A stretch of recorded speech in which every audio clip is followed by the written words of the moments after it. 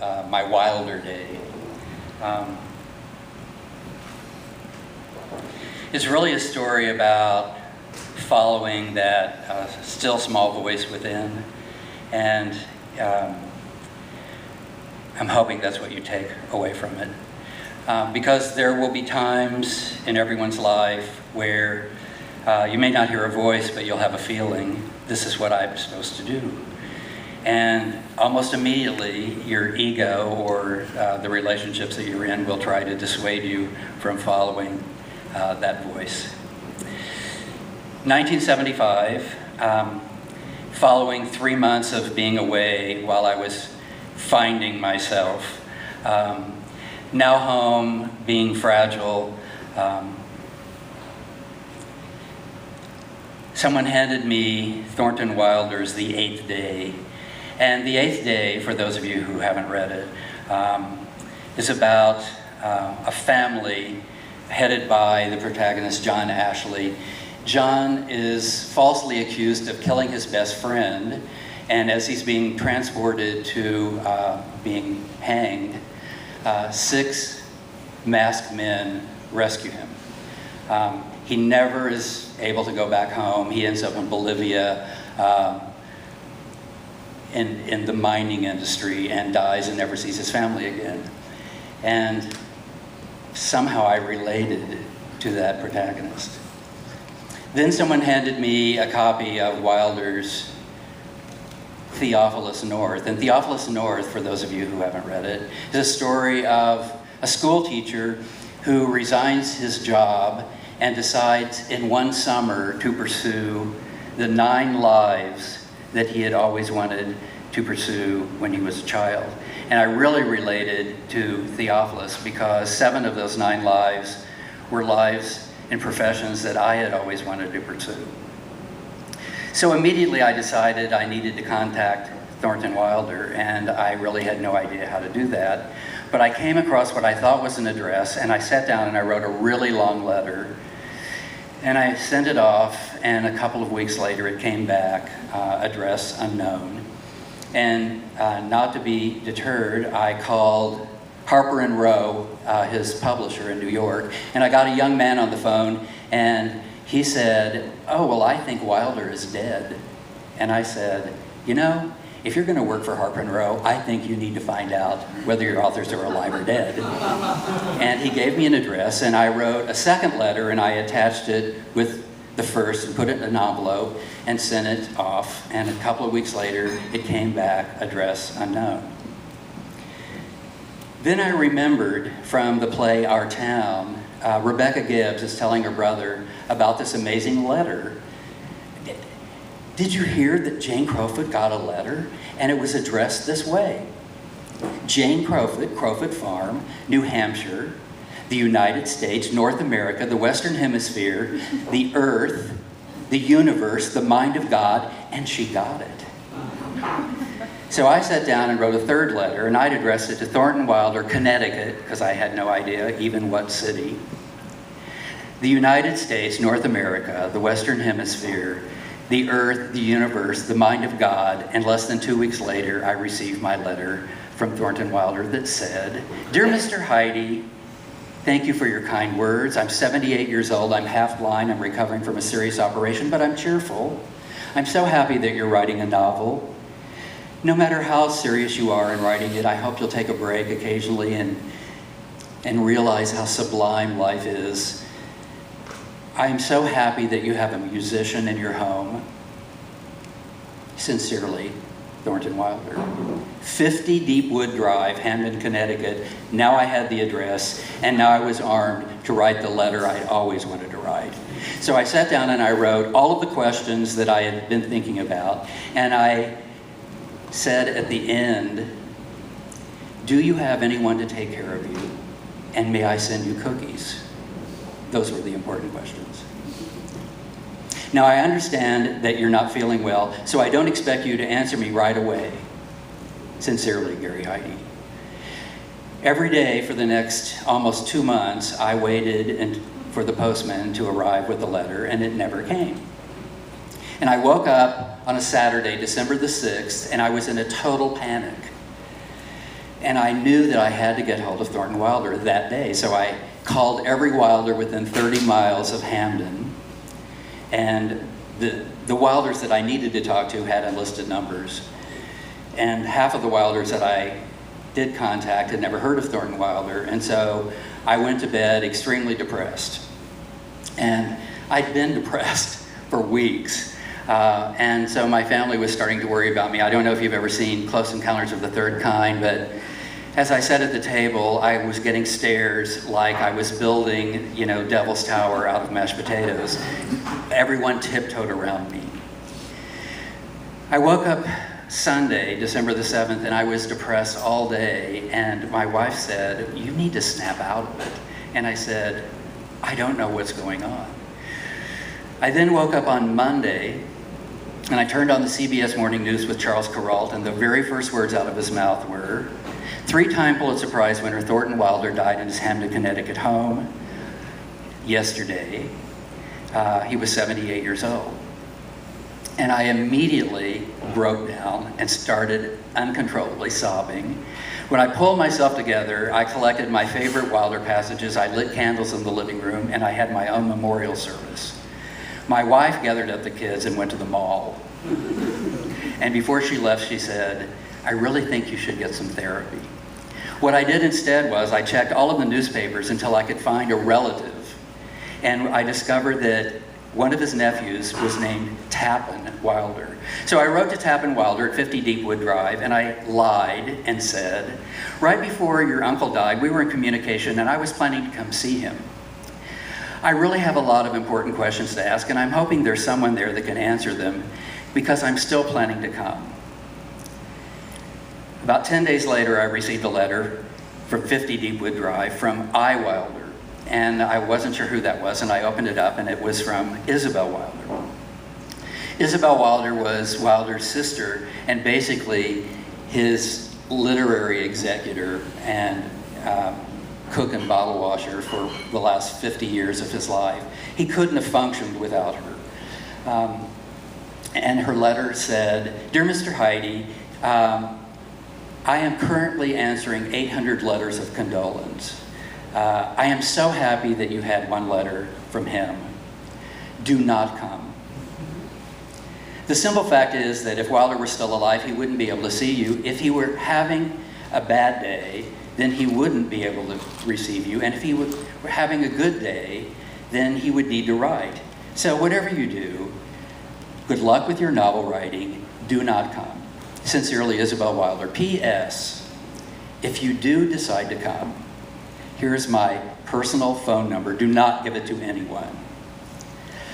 About 3.5 months later, my wife and I were in New York with another couple, and I called the number. And this chirpy little voice entered the phone, and she sounded a lot like Helen Hayes, if anybody here is old enough to remember Helen Hayes. "Hello." And I said, "Miss Wilder?" "Yes, who's this?" I said, "It's Gary Heyde." She said, "Are you here?"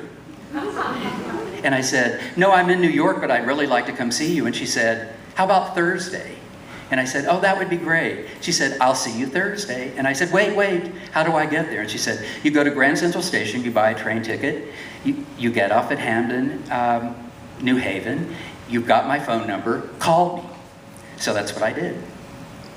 And I got a little confused on the way and thinking I was going to Hartford, but the train stopped in New Haven, and I got off and I called Isabel Wilder, and she said, "Are you here?" And I said, "Well, no, I should be in about an hour." And she said, "Well, where are you, dear?" And I said, "I'm at Hamden, New Haven." And she said, No, you're here. Don't get back on the train." She said, "I forgot to ask you, are you old or young?" And I just turned 29, and I thought I was old. And she said, "Oh, good, you're young." And she said, "How will I recognize you?" And I said, "Well, I'm wearing a white trench coat." 1975. And I said, "Well, how will I know you?" And she said, these are her exact words, "I'm a little old lady in a gray Mercedes." And about 15 minutes later, a Mercedes pulled into the parking lot, and I looked to see if it was her, and it looked like Wilder in drag. I mean, it never really occurred to me that siblings could look so much alike. And so I got in the car, and she immediately welcomed me and made me feel right at home. And she was wearing a little dark dress with little white polka dots and a little hat. I noticed she was sitting on a pillow because she was not quite even 5 feet tall. She could barely see over the steering wheel. And she said, "I'm so glad that you came to spend the day with me." And all I could think was, I'm going to spend the day with Isabel Wilder. And she said, "Now, honey, I know there's some things you want to do," but she said, "I've pretty much planned out the day. Would that be okay with you?" And I said, "Whatever you want to do." And she said, "Are you hungry?" And I said, "Yes, I'm starving." And she said, "Oh, good, because I have a reservation. You know, Yale is right here in New Haven, and Wilder was kind of a god at Yale, so let's go there for lunch." And so she drove, and as she was driving through the campus, she was pointing out buildings, and she said, "Oh, there's the theater workshop. You know, I was the first female there in 1924. And we were just dodging cars and people, and she was hardly paying any attention. She finally got to the restaurant and trying to park it. She was pulling up over the curb several times. And she said, "Now, before we go in, I need to tell you something." She said, "I have," by the way, she was 75, "I have a deteriorating spine condition." And she said, "So you're going to kind of have to help me into the restaurant. But I promise you, this is the last time I'll ever mention my health because it's so boring." So I helped her into the restaurant, and the minute we walked in, it was like a scene out of Hello, Dolly. I don't know if you know, but Wilder wrote The Merchant of Yonkers, and then it became The Matchmaker, and then they made that into the musical Hello, Dolly. So it was like, "Miss Wilder, we're so glad you're here. Miss Wilder's here, Miss Wilder's here, Miss Wilder's here." You could hear it echo all the way back. And we walked through the restaurant, and people were going, "That's Isabel Wilder, that's Isabel Wilder." So we went back into a private room where we were going to have our lunch, and we sat down, and immediately several people decided they needed to come see Isabel. And what she did, which was so remarkable, was she deflected all of the attention from her and immediately put it on me. "Oh, President Kingman Brewster, this is my dear friend Gary Heyde. He's come all the way from Indiana to spend the day." So, the emeritus professor of the religion department. "This is Gary Heyde. He's come all the way to spend the day." Everything was about me. Before the salads arrived, she was already confiding in me. She took my hand and she said, Gary, I'm so upset." She said, "There are 2 biographies that are getting ready to come out, and both were unauthorized, and both of them suggest that Thornton was a homosexual. And I'm so upset." And she got all teary, and I said, "Well, Miss Isabel, I really don't think that the people that love his work would really care one way or the other." "Oh, do you not?" "No, I'm certain that they wouldn't." "Oh, dear boy, you've made me feel so much better. Now, I'm sure that you want to see one of his manuscripts, don't you?" And I said, "Oh, please, could I possibly see a manuscript?" She said, "I knew you'd ask, but I have none of them at home." And I said, "Oh." She said, "But did you know Thornton helped get Gertrude Stein's manuscripts, and she gave them to the Beinecke Rare Book and Library Museum, and it's right across the street. And the curator is my good friend, Don, and so we'll go over and see if Don Gallup might let you see a manuscript. We want to do that?" And I said, "Fine." So I helped her across the street. If you've never been to the Yale campus, the Beinecke Library houses some of the most incredible rare books and manuscripts in the world. The building itself is cut out of marble slabs so that when the sun shines through, you see all of these veins in marble. There are these amazing glass cases filled with all of these manuscripts. We went downstairs, and Miss Isabel said to the secretary, "I'm so sorry, but we don't have an appointment to see Don." And immediately a voice came from the inner office. "Isabel, is that you?" "Yes, Don, come right in." So we started in, and we stood in the doorway, and she said, "Don, this is my good friend Gary Heyde. He's come all the way from Indiana." He reached forward on his desk and picked up a mound of papers and turned and said, "You mean this Gary Heyde?" He had all of the letters that I'd written to Wilder right in front of him. And that's when I knew I was supposed to be there. And he said, and even more serendipitously, we're just finished Thornton's special room, and I'm getting ready to file Gary's letters with all of the correspondence. So come on down and see the room. So we walked down the hall, and we went into this room. It was filled with it was pretty simple. It was filled with 4 filing cabinets and a bust of Wilder. And Isabel said, "Don, Gary would so dearly love to see one of the manuscripts. Would that be okay?" And he said, "Oh, sure, Isabel. He can see whatever he wants. Does he want to see our town, or Skin of Our Teeth, or the Bridge of San Luis Rey?" Or I said, "How about Theophilus North?"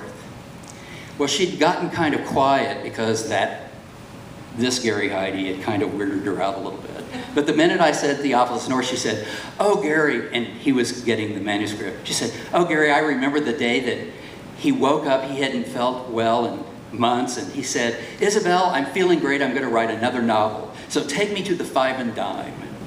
And I said, "Why the Five and Dime?" She said, "Oh, well, he always liked to have a different colored notebook for every chapter.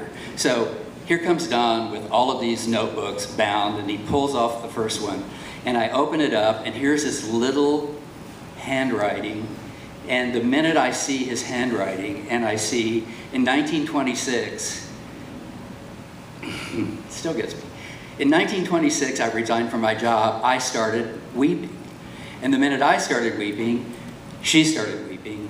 And Don Gallup was feeling really kind of nervous. You know, what's going on here? And she said, "Oh, honey," she said, "if you want to stay here all day and look at these manuscripts, I understand, but wouldn't you like to see the house?" And I said, "Yeah, I would." She said, "Good." So we're hopping in the car, we're driving toward the house, and she said, "You know, the house was from the money, from the Pulitzer Prize money for the Bridge of San Luis Rey that he won in 1929, and the house was built in 1930. And so we're driving down Whitney Avenue, and we turn down Deepwood Drive, and she pulls the car over to the side of the road, and I think, what's going on? She said, "Do you like to play games?" And I said, "Yes." And she said, "Then we're going to play a game." And I said, "Oh, really? What are we going to play?" And she said, "We're going to play Thornton's here." And I said, "How are we going to do that?" And she said, "Well, here's the thing. I'm going to let you out, and you can walk the last 2 blocks to the house. I'm going to drive the car. I'm going to park it underneath the house. By the time I get upstairs, you'll be there. You ring the doorbell, and then we're going to play Thornton's here." So I got out. She drove off, and I immediately broke into a run. Okay, and I'm running as fast as I can to the house, and I give her enough time to get upstairs, and I ring the doorbell, and she answers it, and she said, "Thornton, Gary's here." And I looked past where she was, thinking, could he possibly be? And I said, "Where is he?" And she said, "He's back by the piano. Now here's how it's going to work." She said, "Because he doesn't know you, and that he always did this with people he was going to meet, he has to play 4-hand piano, duet piano. Do you play piano?" And I said, "Well, I used to play piano." And she said, "Well, this is perfect. So you go back by the piano, and you go through the music, and you pick out something to play duet piano with Thornton, and I'll go get you boys a snack." And she kind of skipped all the way into the kitchen. Suddenly, you know, her deteriorating spine was feeling a lot better. So I walked through this amazing house, you know, and these giant urns that I knew that when Wilder's father was a consular general in China back in the early 1900s, they must have been from there, and just amazing things. And I end up by the grand piano, and I'm going through the stacks, trying to find something I could possibly play, and they're all too hard, and there's 7 flats, and I'm thank God he's not there, because there's no way I could possibly play duet piano. And she comes in with a tray, and she said, "Okay, boys, over here." And she's got some sweet biscuits and a couple of lemon lime drinks, and she sets it on this little table, and she said, "Now Thornton will be here, and you be here." And she said, "Now right before he died, he said, 'Isabel, you know somebody's going to come and want to ask a bunch of questions.' And she said, you know my life better than I do. So you're the perfect person to answer the question. So, Gary, what do you want to know?" And so for the next 3 hours, I asked every question that I wanted to know. And when I paused, she would fill in things like, "You did know that Thornton and Freud were friends?" And I said, "No, I didn't know that." She said, "Yes, Freud was doing a study of the creative mind, and he was very interested in Thornton's process. Of course, Thornton didn't want to share his process, unlike that Eugene O'Neill, who just couldn't stop talking about that dysfunctional family of his." She said, "No wonder Freud thought all artists were neurotic." And then I would ask her more questions, and then if there was a pause, then the phone rang. And she took a call, and it was very quick, and she said, "You know, I have a guest here, and I'll call you back." And she said, "Do you know," that was Garson Kanin. "Do you know Garson?" And I said, "Oh, I recognize his name. Didn't he write all those screenplays for Hepburn and Tracy?" "Oh, yes. And did you know his wife, Ruth Gordon?" And I said, "I'm sorry, Miss Isabel, I don't know them, but I really did love her in Harold and Maude." And she said, "Oh dear, I was so embarrassed by that film. I just thought that was the strangest relationship." You know, I'm 29, she's 75, and suddenly it's making way more sense to me. She said, you know, Ruth always thought that Thornton was in love with him, and she even said that he asked her to marry, and I know that didn't happen because I'm his sister. She said, now, honey, what time's your train? I said, I think it's about, I need to be there at 5:30. I think it's at 5:45. She said, oh, we only have an hour. She said, you haven't even seen the studio. Come on. So we head up the stairs. We get up to the top of the stairs. On the right is this amazing studio. Okay, so here's Wilder's desk, you know, facing away from the door, and here's a table, and here's a little daybed, and then bookshelves lining both ways, slanted roof, window here, window down there. She said, now I want you to go in and I want you to touch everything. She said, look, you know, I haven't been in here for a long time. And she said, I want you to go in. She said, lie down on the bed, sit in the chair. He's writing something. See what he's writing. It looks like he was reading some letters. Why don't you pick them up and read them? She said, look at all of those wonderful books. I'll be down at the end of the hall. If you need me, just call. So I went in and I sat down at the chair, and there was a little note, and this little pencil was still there, and it said, must finish Emporium. And I didn't know at the time what that meant, but it was a play that he had been working on for 30-something years and never finished. And then I went to the table, and yes, there were some letters there open, and he was reading a letter, and one of them was from Louise Talma, who had made the Alcestiad that he also hadn't totally completed, but she turned it into an opera, and it was dated 1955. And so I looked to see where she was, and I couldn't see her, so I actually went and laid down on the bed until it got a little rose for Emily, and I got up real quick. And then I went in and I started looking at all the books, and they had been translated, and I found out, into 74 different languages, most of them. And there were special editions to Wilder from Faulkner and from John Steinbeck, and he was a Joyce scholar, and so I picked up some of the Joyce books, and there were ribbons of notes pouring out of them, and all of this annotation and all of the margins. And then I turned and I could see Theophilus North in 74 languages, and I picked one of them up, and it was in Icelandic because it was filled with all those diphthongs. But I knew it said, in 1926, I resigned from my job, and immediately, like, you know, Skinner's bell, I started weeping, and I couldn't stop. And finally, I paused for a moment, and then I heard weeping, and I looked, and she was standing in the doorway, and she said, Gary, come over here a minute. So I walked over to the door, and she said, now turn around. And she stood behind me with her hands on my shoulders, and she said, I have lived in this house for 46 years, since 1930. I took care of my parents until they both died. When Thornton was away for years, I kept up the house. I've never had any help. I've kept it all to myself. But it's too much for me now, and I'm going to have to sell it. So I want you to take a picture of it in your mind so that you'll always remember this room. And I did. And I think I could kind of reassemble a lot of it. She said, now follow me. And we walked down the hall, and the first door on the left, she said, now this is Thornton's bedroom. And I imagined this amazing master suite, but it was like a monk cell with a little single bed and a braided rug and a little round bookshelf. And she said, oh, he's reading something, go see what he's reading. And I picked it up, and it was, you know, I was expecting some classic, and it was All Things Bright and Beautiful, which I thought was kind of funny. And she said, now come with me. And we walked down the hall, and her bedroom was the last one on the right. And the room was dark, except there was a pin spot on a painting on the wall. And she said, now come over here and look at this painting. Do you recognize the subject of the painting? And I said, oh yes. I said, that's Gertrude Stein and Alice Toklas' apartment in Paris. And somebody had meticulously recreated all of these Picassos in kind of miniature. And she said, we were there in 1936 talking to Gertrude, and she took us outside, and she said, Thornton, she said, first of all, she said, do you recognize the artist? And I said, no. And she said, it was Francis Rose. And I said, I'm sorry, I've never heard of him. She said, in 1936, we were visiting Gertrude, and she took us outside, and she said, Thornton, you must buy something from Francis. He's starving to death. So we bought this little gouache painting, and she said, you know, it's very sad. He was always depressed because no one really respected his art, and so he killed himself. She said, you know, over the course of my lifetime, I've read many manuscripts from many writers. Some of them were absolutely brilliant, and none of them were published. She said, and sadly, many of those writers killed themselves.